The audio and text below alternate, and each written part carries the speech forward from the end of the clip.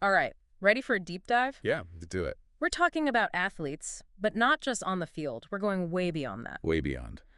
This article you sent, Sports Elite, Building Brands Beyond the Arena, blew my mind a little bit. Legacy investing, data. Yeah, it's a whole new ball game, and it's fascinating to watch this evolution unfold. Okay, so let's start with one example. Ruben Dias, footballer, amazing on the field, Killing it. but already thinking about life after football. Yeah. And this whole thing, legacy investing, he's using it. So you told me before we started that means building a lasting brand. Right. What does that even mean? How's that different from, like, the old way of just doing endorsements? That's a great question, and it's a really important distinction to make.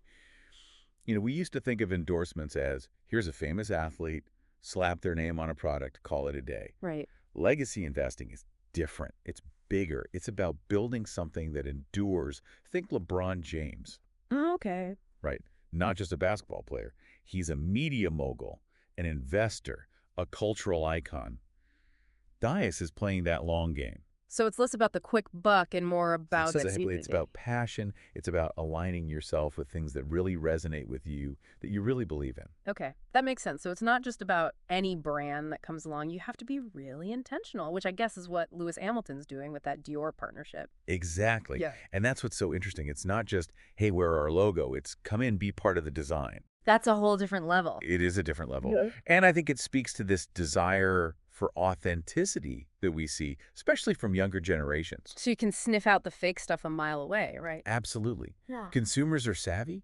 They can tell when something feels forced, when it's just a transaction. Right. And I think we're seeing that athletes are recognizing that. They're becoming much more discerning. So Dias, you said he's doing this on social media too, right? Showing his personality. Yes. Yeah. Not just game highlights. Right. But, hey, this is who I am off the field. This is my life. Exactly. It makes it more relatable. Exactly. It humanizes them. You see their interests, their passions, and suddenly they're not just this one-dimensional figure on a screen. And the brands follow. The brands follow, and more importantly, the genuine connections follow. Yeah. Okay. So speaking of these big names, we have to talk about LeBron James and Magic Johnson. I mean, those guys. Oh, they wrote the playbook. They're empires. Movies, restaurants, everything. And not just them. Lisa Leslie, WNBA legend. Yes. Investing in tech, the metaverse. Yeah. I mean, it's incredible to see the breadth of their ventures. Okay, before we get too far, hold on. Yeah. Metaverse. Metaverse. It's a buzzword, right? It's everywhere. I don't totally get it. What does that even mean for an athlete? The article mentioned virtual stadiums. It mentioned digital collectibles. Right. Help me out here. Yeah. So imagine a network of interconnected virtual worlds. Okay. You can interact, participate in experiences, buy and sell things. For athletes, it's a whole new way to connect with fans. Imagine attending a virtual game, choosing your seat, interacting with other fans in real time. And for athletes, owning a piece of that virtual stadium.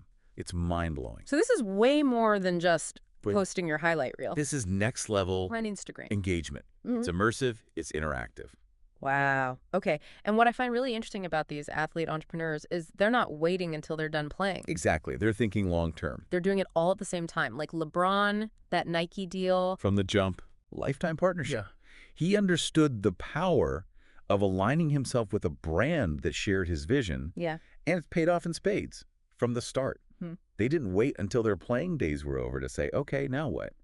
They were building that foundation all along. And it's not just about the money, right? They're actually trying to make a difference. Like you said, Magic Johnson investing in those underserved communities. Giving back. It's like, yeah, I can dunk a basketball. Right. But I can also do all of this other stuff. Absolutely. And I think that's resonating with people because it shows that there's more to them than just their athletic ability. They have values, they have a vision. Well, it's not always easy, right? I mean, the article mentioned that some athletes struggle when they try to make that transition from the court or the field to the boardroom. Sure. It's a different ballgame, you know, and there can be a learning curve.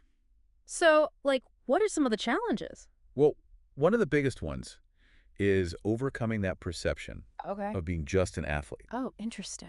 Right. They had to prove that they're serious business people, that they have the knowledge and the acumen to succeed in this arena. It's like they have to earn Credibility. in a whole new arena. In a whole new arena, exactly. And I imagine the competition's pretty fierce too, right? I mean, these athletes, they're used to competing at the highest level. Right, they thrive on it. So how do they handle that in the business world? Well, that competitive spirit can actually be an asset. Because they understand what it takes to win. They're driven, they're relentless, they're not afraid of hard work. But it's a different game, you know?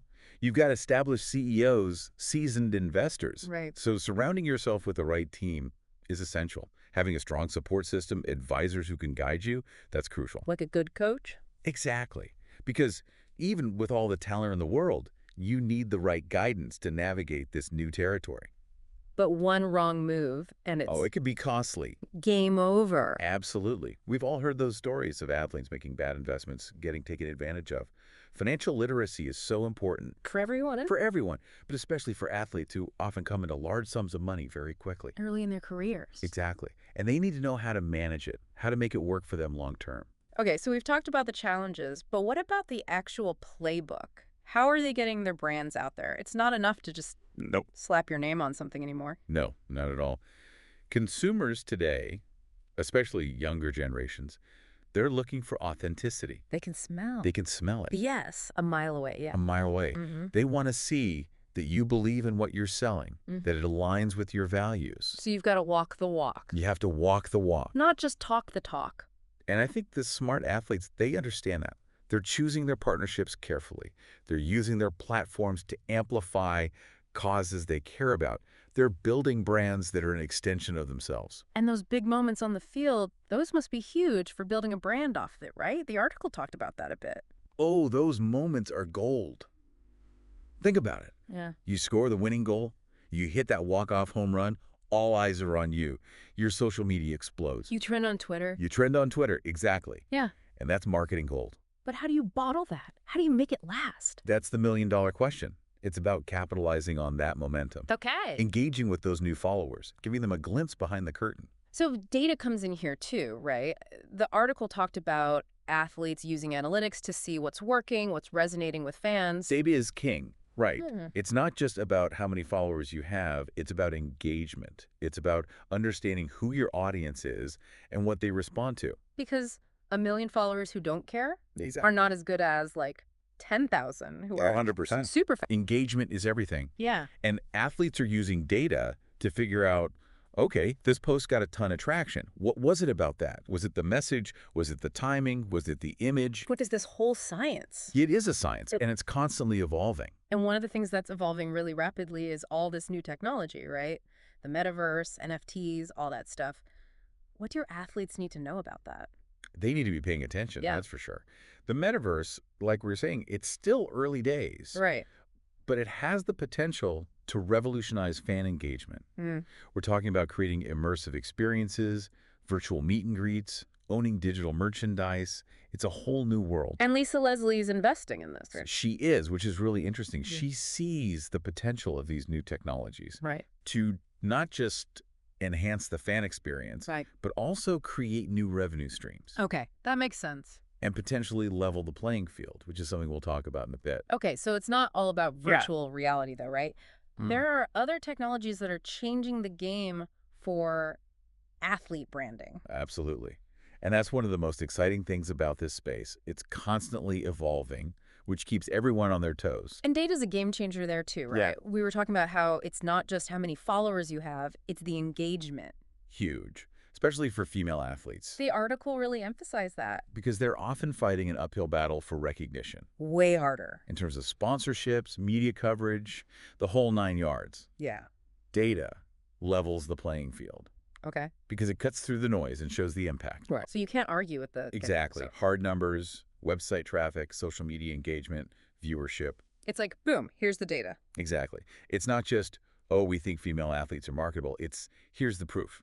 So they're using data to rewrite the narrative, basically, to show investing in women's sports isn't just... It's not just good karma. Right. It's good business. It makes dollars and cents. Exactly. Okay.